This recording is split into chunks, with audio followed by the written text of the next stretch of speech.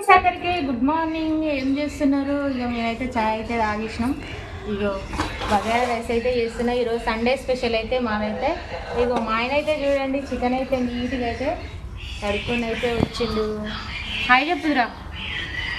Hi అందరికీ.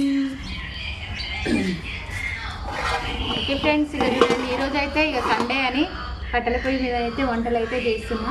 కట్టెల పొయ్యి మీద చేస్తే ఎంతమందికి ఇష్టమో కామెంట్ అయితే చేయండి. మాకైతే చాలా ఇష్టం. అసలుకి మేమైతే చిన్నగా ఉన్నప్పుడు అయితే మా అమ్మ అయితే ప్రతిరోజు కట్టెల పొయ్యి మీదనే వంటలు అయితే చేసేది.